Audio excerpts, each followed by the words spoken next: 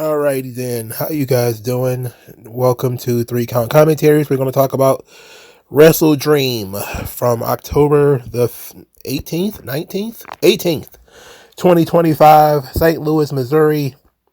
I'm going to say some things here that's going to upset some people. I don't really care at this point, but I think it needs to be said. It needs to be addressed. As always, as usual, this is kind of the usual thing, so this is not really all that offensive. But the show was too long. The show started at 8, it ended at almost 1 o'clock in the morning, almost. In fact, I am recording this the next day. This is the first time in a long time that I decided to just go to sleep and wake up the next day and do a show. And that's usually what I do for AEW shows because the shows are so damn long. I usually don't have any energy to record a review because the shows are so damn long. And the same thing happened here. I found myself extremely drowsy in the middle of the show and using various snacks to stay awake. It was pretty brutal, dog. Too many matches, obviously, and the matches that they had were too long. They gave way too much time to do so little. And there's elements of the show that they could have saved for Dynamite that would have made Dynamite more interesting. But now to get to the part that's really going to upset people, because we're going to start with the main event. And my thoughts on this are the damage that Mick Foley and Terry Funk have done to this business is incalculable. I mean, for a long time, people have said, well, it's ECW, it's XPW, it's all these. Like, no, in the United States, it starts with Terry Funk and Mick Foley. Yes, they did stuff in Japan, and that stuff kind of bled over through ECW, but their popularizing of brandishing irons and thumbtacks and fire and all this sort of stuff, the explosions and everything. It's fun. As much as I like both of those guys, I like Terry Funk, I like Mick Foley. I'm not saying that they're bad people. I'm saying that they had bad instincts, that they set up a standard in wrestling that has caused a great deal of damage to not only the fans, but also to the performers. In this match, Moxley versus Darby Allin, I Quit match, which is the main event, and it should have been the main event. I saw some of your favorite podcasters complaining that the World Championship didn't main event. I didn't care about that. I knew that this was main eventing because this was the top story on the show. So I knew it was the main event, and it was not going to be topped because the things they were going to do in this match were not going to be able to be followed. All right, you had to close on this. But back to what I was saying, the amount of punishment that people like Mick Foley, especially when he was at the top of the WWF, getting hit in the head with the chair 20 times or whatever, falling off the cage, falling through the cage, all that sort of stuff, as awesome as it was in the moment, it really continuously raised the bar. And then you started seeing guys like Jeff Hardy, who was constantly jumping off stuff. Like, remember when I was a kid, it was a big deal that Superfly Jimmy Snuka jumped off the cage. That was a big deal. And he only did it once. Okay? And it was a huge deal. But in the 90s, we started seeing guys jump off cages all the time. It became like a regular thing that people started jumping off cages. And then there was a ladder match, Shawn and Razor. Obviously, there was ladder matches in Calgary in the 1980s, maybe in the 1970s. I think that's where the ladder match was created. But it was popularized in the 90s. And Shawn jumped off the cage, jumped off the ladder. I think he only jumped off that ladder once or twice throughout the entire match. And then it became a cottage industry of guys jumping off ladders. And you got Jeff Hardy jumping off ladders all the time. Public Enemy started with the tables in, I believe, like the early 90s. They started falling through tables. So now you got guys falling through tables pretty much every goddamn week. Multiple times a week are people splashing through tables. Obviously, thumbtacks, fire, all that sort of stuff started in ECW because WWE didn't start doing fire until like 98. All right, so a lot of this stuff has built up over time. And we've had throughout this hardcore stuff that it was used as a spectacle. You didn't see it a lot. Like when guys were set on fire, it didn't happen all the time. All right. Then of course it started getting abused a little bit later on when there was thumbtacks or barbed wire or something like that. Sometimes it would happen, and that would make it a spectacle, and it wouldn't be that big of a deal because you'd be like, ooh, only the rare few guys are going to do fire and thumbtacks and barbed wire and stuff, but most guys are not going to do that stuff. And it kept raising the bar. So we started from, simple hardcore matches, the walking brawls of like Abdullah the Butcher and Bruiser Brody hitting each other with chairs, walking and brawling. Then the occasional stabbing with the Sheik in the 60s and 70s and 80s and stuff. And now we're drowning people. That's the new standard, is that we're putting barbecue skewers under people's fingernails, and now we're drowning them because we're now using Guantanamo Bay tactics in a wrestling match. What's next? They're going to pull off each other's fingernails and toenails? Like, I don't understand how do we get this far? How can we not have a hardcore match that doesn't look like torture porn? Right? And I will say this. The match wasn't nearly as bad as I expected it to be. It was not. Now, I expected it fire because they had been building up to fire for a long time. I expected barbed wire. I expected thumbtacks. The most extreme thing was the barbecue skewers and the drowning. But that was extreme enough. All right. I thought we went way too far. The and AEW has ratcheted up the violence more than any other company, well, any mainstream company ever. Because TNA was pretty bad too. They had the barbed wire challenges with Sabu and Abyss. They had the occasional thumbtacks. Abyss loved thumbtacks and he loves fire, and Janice, the nails in the board and stuff like that. But since AEW has launched, they have allowed Jon Moxley to do a lot of ungodly things in the wrestling ring. And what are the next generation of wrestlers going to think when a guy is getting paid millions and millions of dollars to do torture tactics in the ring? Are they going to think, okay, now we have to do the same thing? Because I'm pretty sure his generation thought the same thing when they were watching Mick Foley and Terry Funk. When they were watching those guys, they probably thought, man, that shit's cool. We're going to do that shit. And it goes back to, the deathmatch conversation where it doesn't take a whole lot of athleticism to put a guy's head in a fishbowl, what they call it, an aquarium. It doesn't really take that much athleticism to drown a man. It doesn't take a lot of athleticism to take barbecue skewers and try to lift his fingernails off. That doesn't take a great deal of athletic ability. It doesn't take a great deal of dramatic ability. I mean, it does to a degree, but it's not the kind of stuff that is really necessary in pro wrestling. But it wasn't just that. It was also the mace. The Death Riders got themselves maced because Darby started the match fighting Moxley one-on-one. And it's funny that for a women's match, Tony Khan banned everybody from ringside, even though that was the first time Jamie Hayter and Tekla even had a match. And he didn't even consider that the Death Riders have run-ins at every single match, and he should have banned the Death Riders from ringside. They didn't even consider that. So they allowed the Death Riders come to the ring, where they got maced, and Moxley ended up with a taser, or a stun gun. And of course, he used the stun gun on Darby. He only used it once.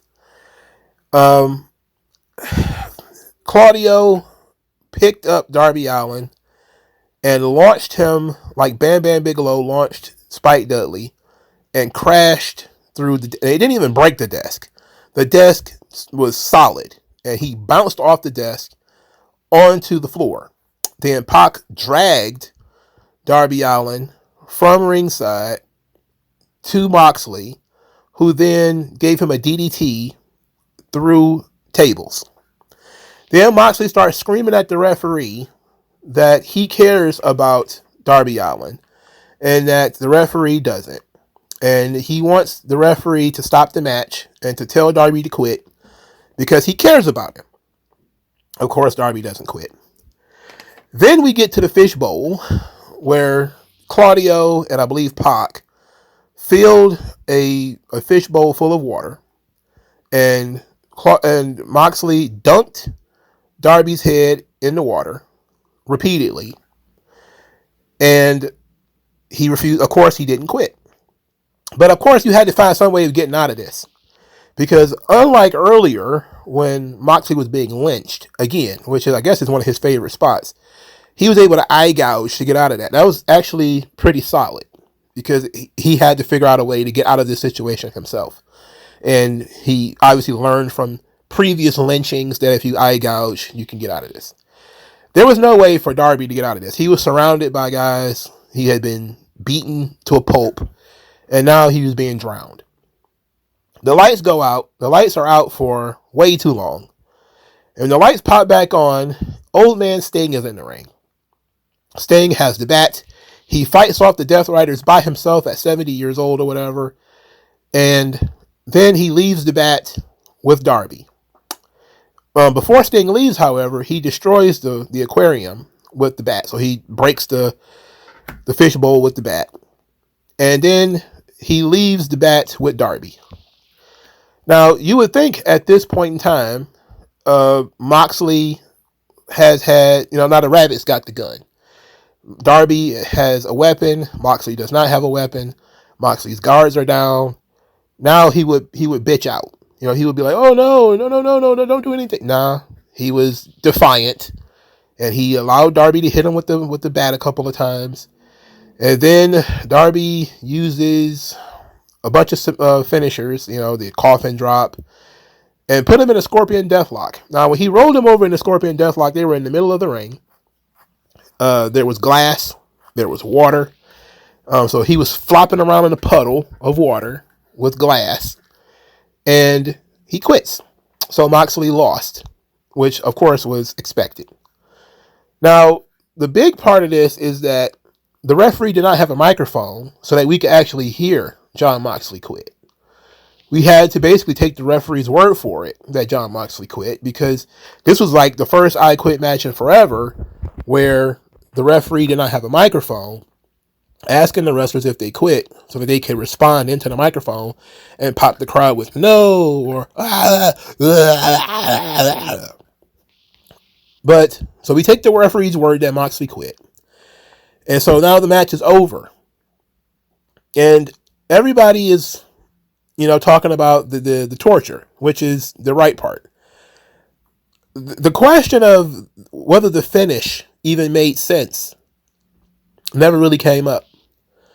Because you had a guy who was torturing another guy and didn't even take an ounce of that torture himself. He got put into a Scorpion Deathlock, which not really even properly applied, for starters. Secondly, Darby Allin was so light that he couldn't even break the desk when he fell at a high velocity. Certainly, he could have gotten out of a Scorpion Deathlock. It is a regular submission hold. All right? So certainly, Moxley should have been able to escape that hold. So now you're insulting my intelligence. Now you're telling me that these guys are the most violent guys in the world. They're the most dangerous guys in the world. Moxley has spent months and months and months pretending that he's some jiu-jitsu master, and he can't get out of a Scorpion Deathlock, a move that even I could have reversed.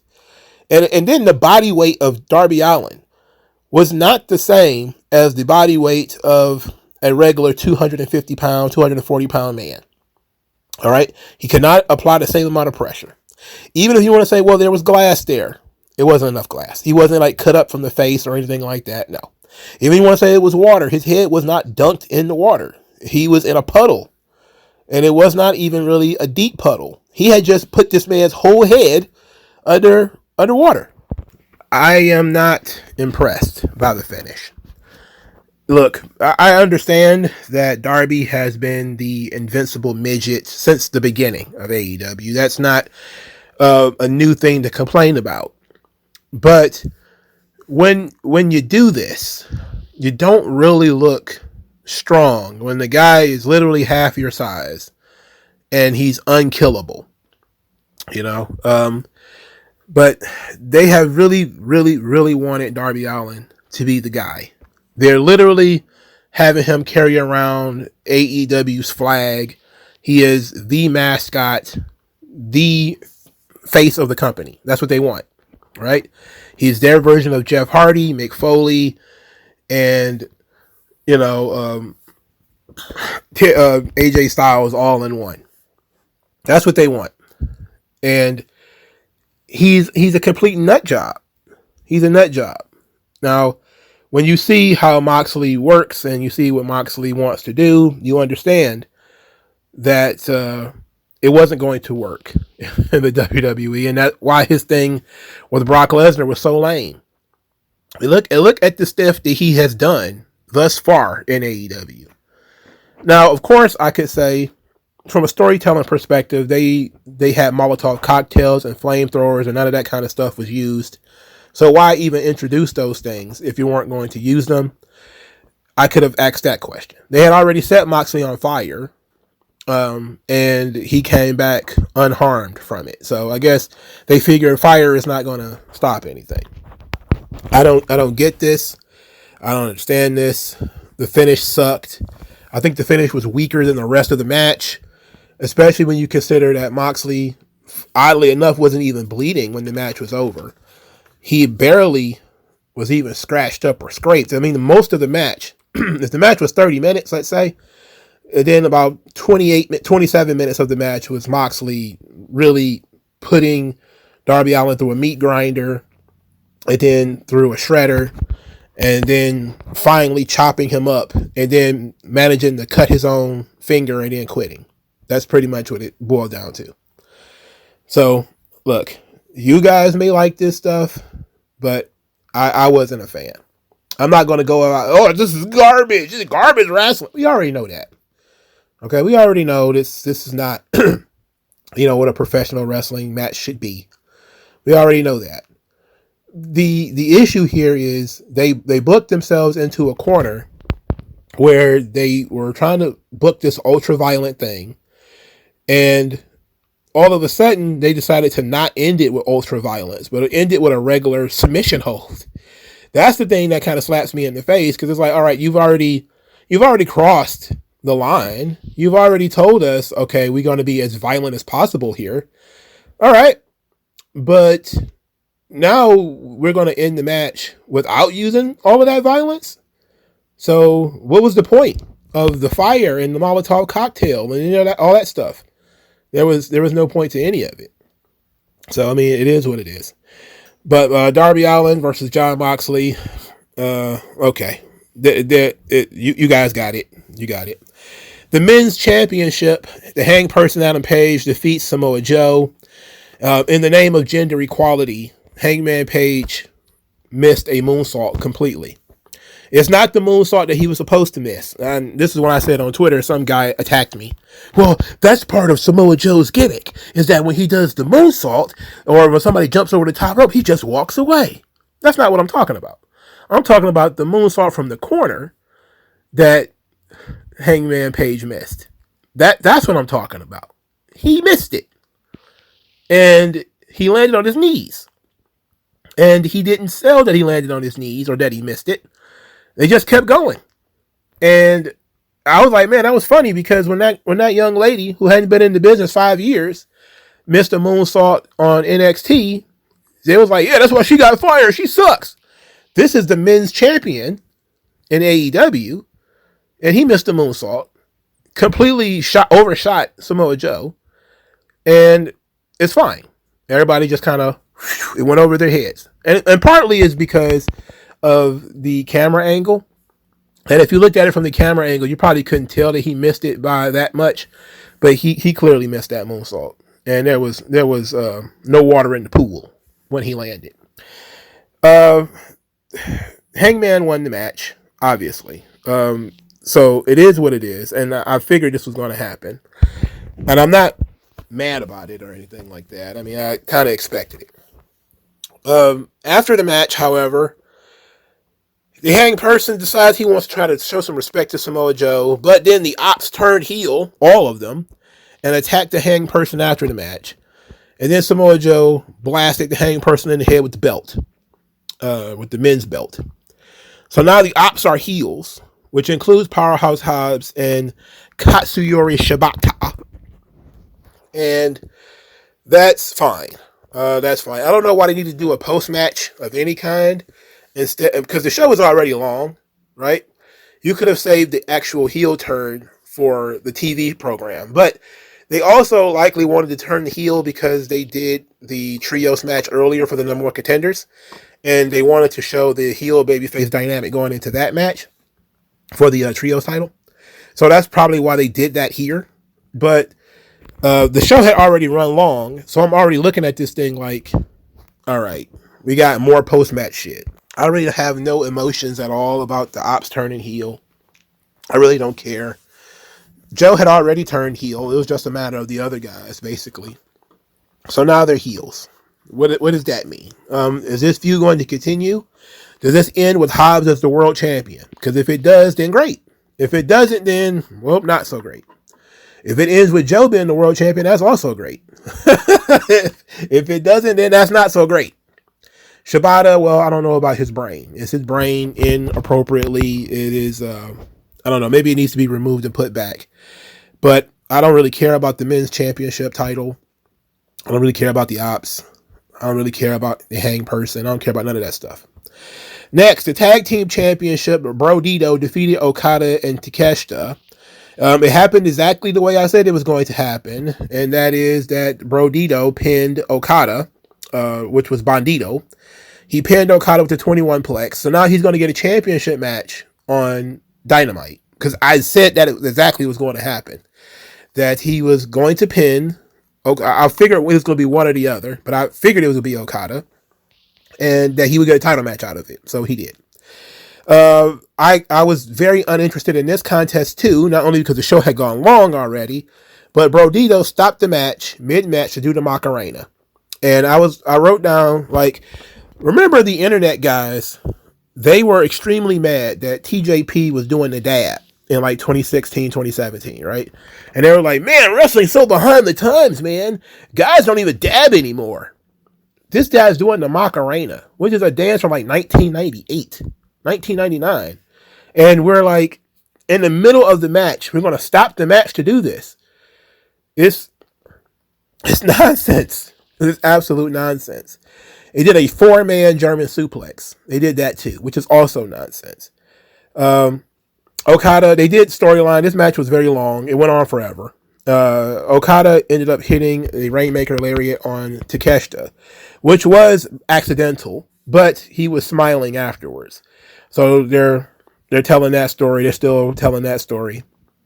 I'm guessing that Okada and Takeshita are going to wrestle in New Japan. New Japan kind of needs that. they need that match in order to save what is likely going to be a very lackluster Wrestle Kingdom program. So hopefully that all works out for them. We're going to skip the next match because I want to tell the story of that match along with this one. But Chris Statlander defeated Timeless Toni Storm for the Women's Championship. Toni Storm had a noir-themed vignette saying that she's ready to meet her murderer, but death isn't ready for her. And then they had this great vignette for Chris Statlander that was narrated by Toni Storm. Like, why does her opponent narrate her vignette? I don't know. But they were calling her the galaxy's greatest, the cosmic killer. And then she had, the, not even pyro, but confetti for her entrance, which I thought was pretty cool. I liked the presentation of that. And then the match was very good. Statlander kicked out of both variations of Storm Zero. Statlander hit a 450 and she kicked out of, and Toni Storm kicked out of that. They both no-sell German suplexes, which again is older generations who decided that the German suplex was a move that you just don't have to sell. So now girls are not selling them. After we went through, Kurt Angle and Chris Benoit hitting guys like 10 German suplexes in a row. Now, Toni Storm, who's all of 5'4", gets thrown in a German suplex and she just pops right back up. Okay. Statlander worked a submission hold. I don't know what the hell it was called, but she was in, Toni Storm was in that move forever. And they did a spot where she teased passing out twice, right? And she powered out both times. And then Statlander just abandoned it. She just walked away from the move. She just stopped doing it. It's like, Toni Storm can't get out of this.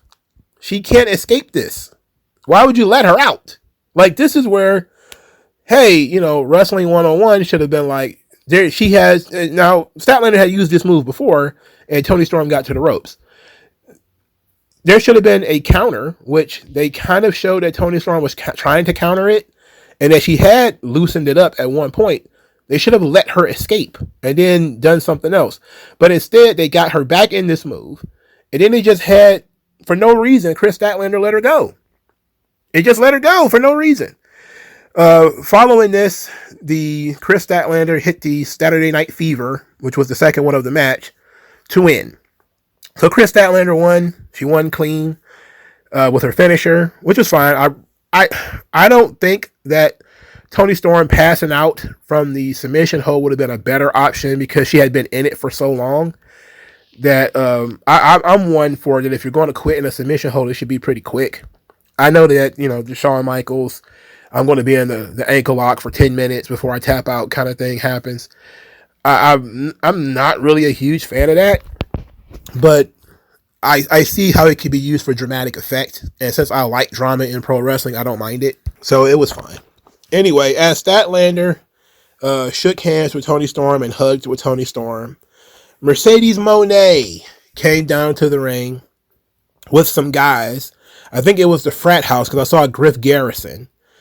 And they're dancing with her championships. So apparently these guys are her stooges now, which is fine, except for I don't know anything about why they decided to be stooges for Mercedes. Also, I figured this would happen. I figured that once the belt was not on Toni Storm anymore, it would find its way to Mercedes. So Mercedes come out and she tells Kris Statlander to beat it. Get out of my ring. And Kris Statlander, the women's champion, left. She walked away. It's important that this match be told in this way because I said to myself, why would Statlander leave? It doesn't make sense for her to leave. That for her to listen to Mercedes when Mercedes says, get out of here, get out of my ring, and she just walks away. But she came back later, so all right. So Mercedes had an open challenge for any champion on the roster to face her. And the person who answers this challenge is Mina Shirakawa. Now, Mina Shirakawa is not even a champion. She is an interim champion. She is an interim Ring of Honor television champion. That is her title. And this is a title for title open challenge. And of course, because Mina Shirakawa has been beaten by Mercedes Moné probably more than once, nobody in their right mind believed that Mina Shirakawa was going to win this match. And it still went 15 minutes. They still did 15 minutes. There was nothing that was going to occur in this match that was going to lead anybody to believe that Mina Shirakawa was going to win this match. And it still went 15 minutes. The show was already long. And you added another 15-minute match to the show. Mercedes won. Obviously, she was going to win. So now she's got 11 belts. All right. Now she's got 11 championships. So now she is the Ring of Honor interim Ring of Honor women's television champion.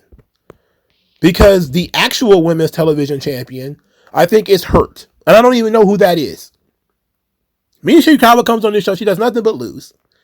But yet she's a champion in Ring of Honor. Put champion in quotations. And she's lost that championship to Mercedes. Okay. Very frustrating. So now Mercedes has 11 championships. She then gets attacked by Kris Statlander after the match, who drops her with a big move. And Statlander, of course, poses afterwards. After all of this, we see Toni Storm. She's sitting on the floor backstage in a promo segment. She's defeated. She's deflated. And Renee's going to ask Toni, what's next for you? And before she really gets to respond, Mina Shirakawa comes back there too. And she kneels next to Toni. And she's also deflated and defeated.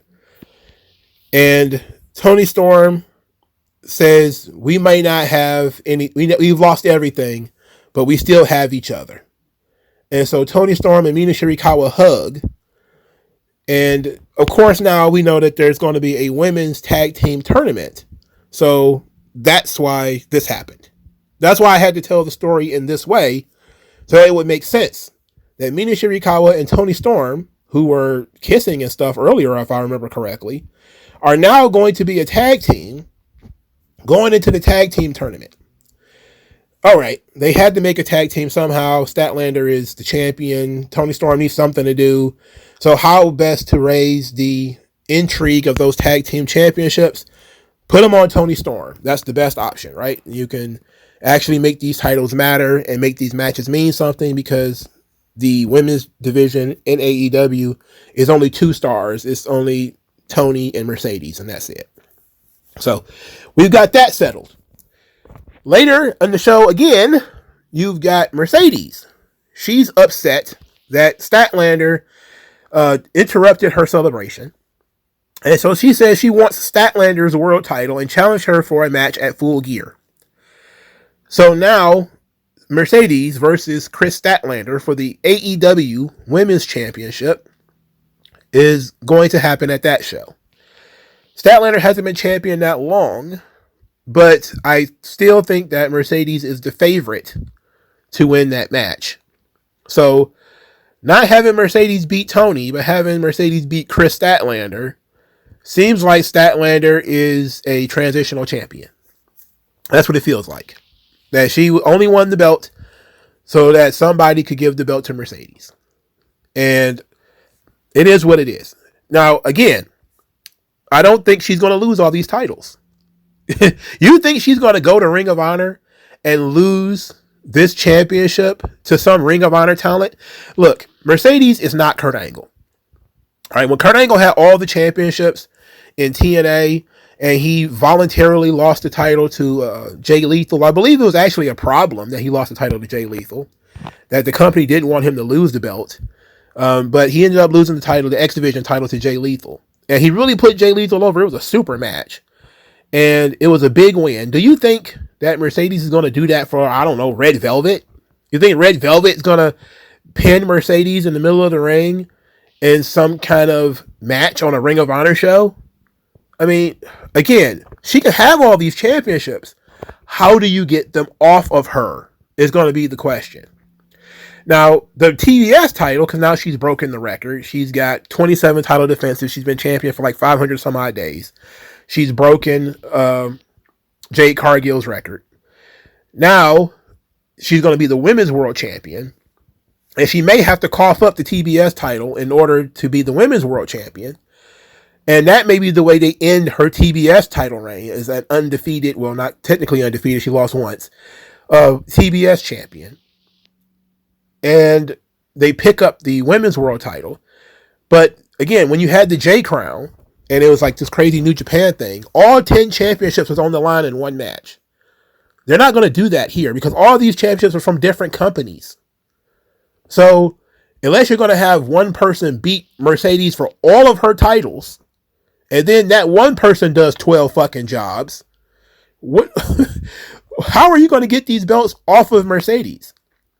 But this is a question that has yet to be answered, and all of the fanboys are not even thinking about it. They don't care. They're like, oh, I just love Miss Mercedes.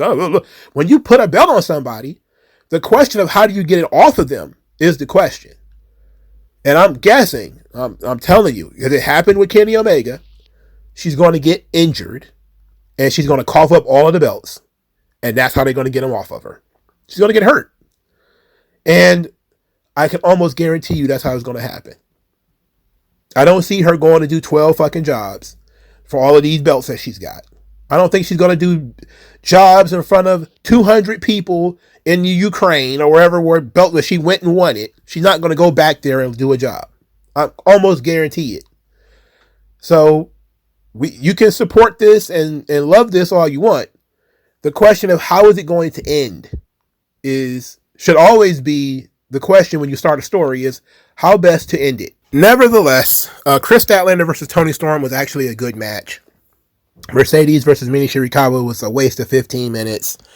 And we were better off just skipping it completely and doing that match on TV.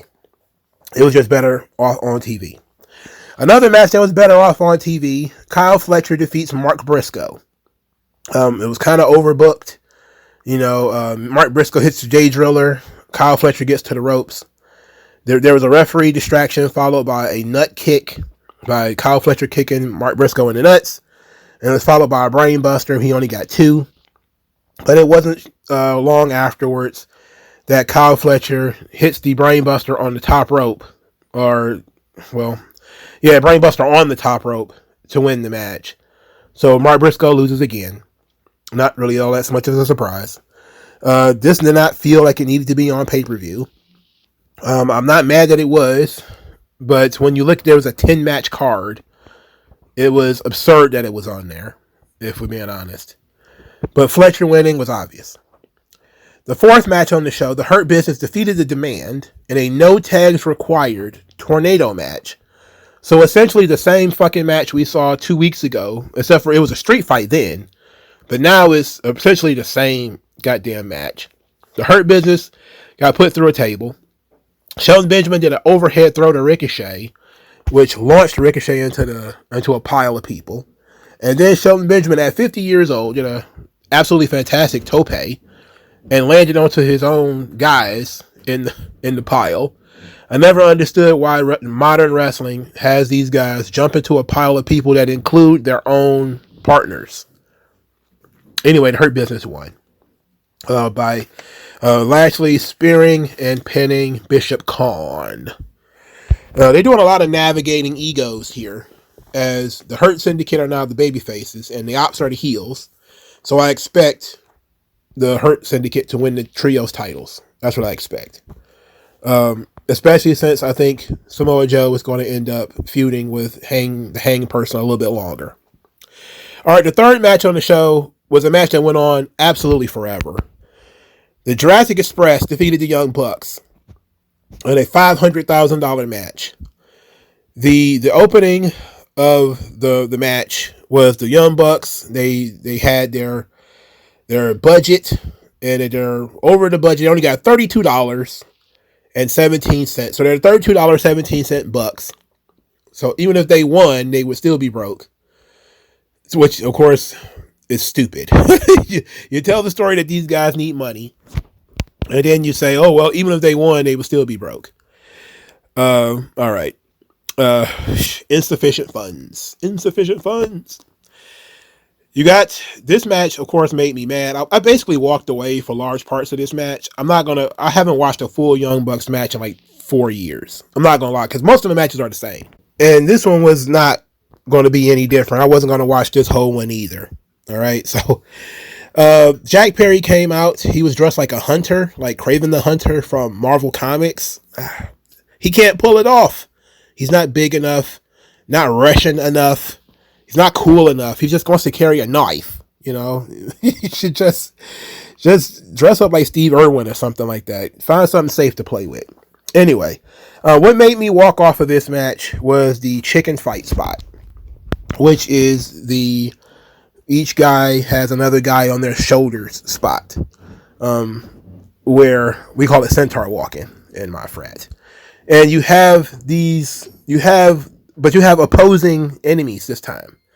You've got one of the opponents of Luchasaurus on his shoulders, and Jack Perry is on one of the Young Bucks shoulders.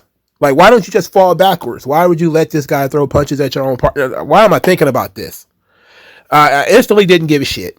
And the rest of everything else I know about this match after that spot, I learned from highlights.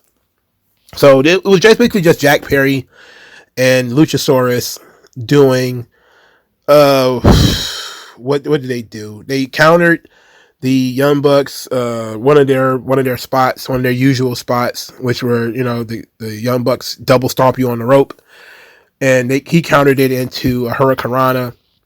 The Jurassic Express stole the Tombstone 450 joint from the Young Bucks, and the match ended up ending with a combination powerbomb thing that the Jurassic Express came up with, and they beat the Young Bucks.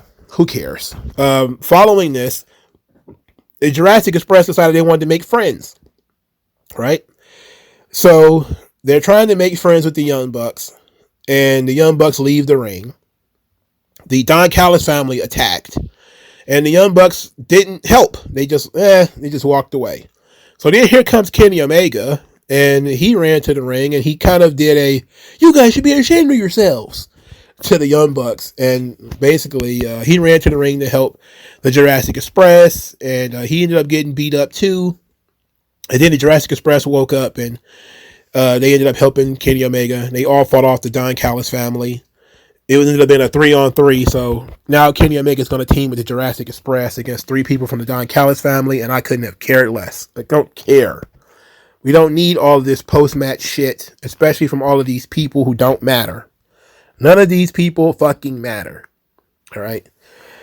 Another match, Tekla versus Jamie Hayter. This match was good. It was 15 minutes. There was no interruptions. And Jamie Hayter just won with a lariat. Hard-hitting contest between these two women. I like Tekla's little submission hold where she binds your arms with her legs or whatever. I think that was pretty sweet. This show was off to a good start here. I actually thought this was good. Now, felt like a regular TV match because there's no reason why we couldn't do this on TV. But overall, I think it was a pretty solid match. I think the women's matches here, well, this match and the Statlander and Toni Storm match, were some of the most enjoyable stuff on the show. I didn't enjoy Mercedes Moné versus Mina Shirakawa because there was no way of me thinking Mina was going to win. Now, the first match on the show technically was FTR versus Jet Speed. This match actually began on the pre-show. With 5 minutes remaining in the pre-show, because everything else apparently went long, FTR and Jet Speed were in the ring when the show started. They were mid-match already. And then there's fire and confetti and everything starting because now WrestleDream is starting now. 100% WCW shit. WCW used to have the third hour of Nitro or whatever start while guys are in the middle of a match. And AEW decided to do the same thing. They really want to walk in WCW's footsteps, but their feet are too small. It's very unfortunate. I didn't care about this match, obviously, because Jet Speed is in it. And as much as I like Kevin Knight, he's stuck in this situation. FTR won because Stokely cheated. There's that. So that's the entirety of the show. Obviously, the show was too damn long. If I had to pick a favorite match on the show, that would be hard. But it would probably be Statlander and Toni Storm. It was the match I stayed the most intrigued in. That didn't disgust me or piss me off. I was intrigued in the main event because I wanted to see how far they would go, and they went pretty damn far. They didn't go as far as I thought they would, but they still went pretty far. But probably Tony and Statlander were probably my favorite match going into the show. The biggest talking point coming out of the show wasn't really anything that happened to the performers, however. It was the fact that Luthez' wife was in the crowd. And AEW went over there to talk to Charlie Thez, Luthez' wife. And everybody started saying to themselves, how is it possible that Luthez' wife is still alive? How is that possible? So now people are online trying to do the math to see how old Luthez was and how old his wife was. I think somebody shook it out that Luthez was about 60 and his wife was about 25. And now they're like, we got to cancel Luthez. He married a woman half his age. Well, less than half his age. More than half his age, actually. If he was, I think they said 57 and she was 25, well, 25 is half of 50. It ain't half of 57, But at 25, you're an adult. and you can do whatever you want. So if you want to marry a 60-year-old man, that's on you. But ultimately, everybody was shocked that Luthez' wife was still alive. I was too. I was like, oh shit. Hey, I can't complain. As long as she was an adult, I don't have a problem with it. You know, it is what it is. But very odd of AEW fans, let's say, to make that a talking point that an elderly woman may have made a decision when she was younger that they don't agree with. And it's not like he didn't kidnap some teenager, right? As soon as I found out she was like 20 something, I was like, all right, whatever. I mean, if she was 17, that might have been different. But if she was like 26 or something like that, who cares? You're old enough to know better at that point. You're old enough to make your own decisions. You can vote. You can buy a gun. You can drive a car. You can go off to war or whatever, you know? So, whatever. I'm not tripping on that. Mikey Ruckus put out a video for the conglomeration that was some kind of play off of, I think, Friends or a 1990s sitcom. I gotta say, it was pretty funny, but it was cute, I should say. Not really funny, but it was cute. I don't like the conglomeration, though, so I'll give him no credit for it, but I thought that it might be worth an acknowledgement, considering the amount of effort he put into the new theme and everything. But I think the stable is too goofy. And especially, I mean, it fits Willow Nightingale perfectly, because it seems like something that she would be into. But Tomohiro Ishii, come on. Come on. Why is that guy even a thing? They should take him out back with a shotgun to his head. Not literally. I'm just talking about Old Yeller. I'm not saying they should literally kill the Stone Pitbull. You probably couldn't anyway. But overall, obviously these AEW shows are entirely too long. There's way too much left over. The shows make you tired. The crowd obviously was not into every match, or they was into the matches, but there was large parts of the match where they would just basically be chilling. And that's because they was trying to conserve their energy. So I don't understand. Everybody doesn't have to make the card. And I know that Tony's wanted to put Mercedes on the show, but then maybe Tekla and Jamie Hayter shouldn't have been. They barely even featured on Dynamite. I don't understand why they would have been prominently featured on the show. Mark Briscoe and Kyle Fletcher, likewise. Jet Speed versus FTR, likewise. This show could have been just as solid with 6 matches than with 10. It was probably worse with 10 than it was with if it would have been if it had just been 6. Also, another match between the Demand and the Hurt Syndicate was not necessary. Obviously, they built up this entire show off of one match, which was Darby and Moxley. So that's the only match that absolutely needed to be on the show. And you just need to have world title matches on the show because you need to have world title matches at pay-per-views. So that's 3. And then everything else was pretty much an option just to puff up the mid-card. But you didn't need 7 more matches to puff up the mid-card. It's obvious that AEW's fans are going to think everything is great. Every match was fantastic. Look at the cage match rating. Look at what Meltzer's going to say about it. But in my opinion, only 3 matches on the entire fucking show mattered. Now, let's move on to this technical difficulty that some people are having. Apparently, if you ordered this show on Amazon Prime, then you didn't really get to watch it, because apparently there was some issues with Amazon Prime where you pay $50 and you got a blank screen during the main event. You got blank screens all over the place. So many people are complaining to Tony. A lot of people are complaining to Amazon because something happened. We don't know what happened yet, but apparently Amazon is giving out refunds to people who are sending them pictures of the black screen. And apparently this happened during the main event. So the main event of the show for a lot of people was not even visible. And let me tell you how tough that is. That is terrible. And again, they're walking in WCW's footsteps because apparently Amazon Prime just said, "Look, you've seen enough. All right, we've showed you enough of this shit. We're not showing you anymore." Right? So some people are saying that Amazon Prime was looped. Some just got a pink screen. Some got a black screen. There's a whole lot of complaints going on here, and so one guy says he's paid 54 Canadian dollars for this. Some people are saying they paid 55 at Prime Video in California or Canada. Jesus Christ, man.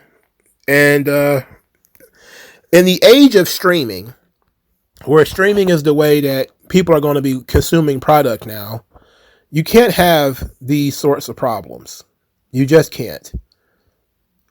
If people cannot have access to the product, then I don't remember this happening too much back when I was a kid and we was paying $30 for pay-per-views. I don't remember pay-per-views dropping that much.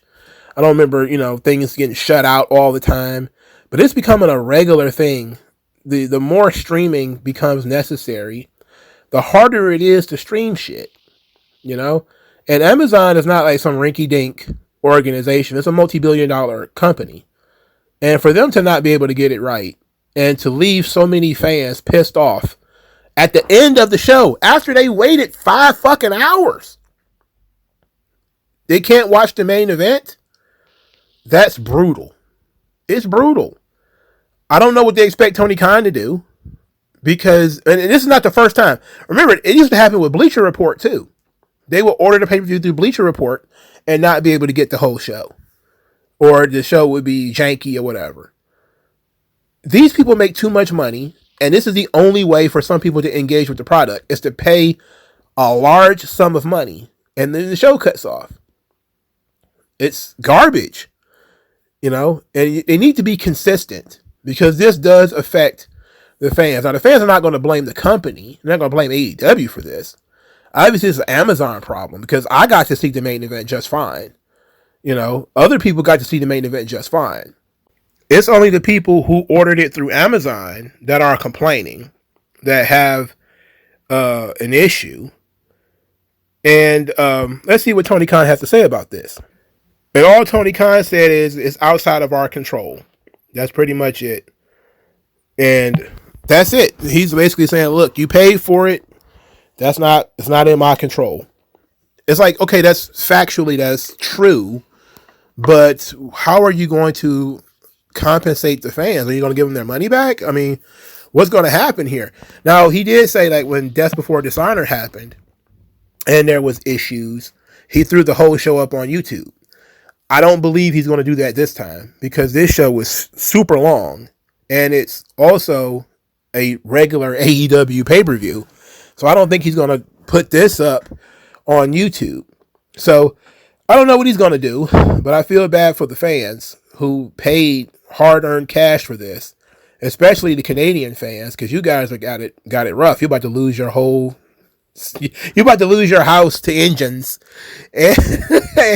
and now you lost your AEW to Amazon. God damn, I'm so sorry to see that. But if you got to see the show, did you like it? That's the question I got for you. Like, share, subscribe. Talk to you guys later. Peace out. Be blessed.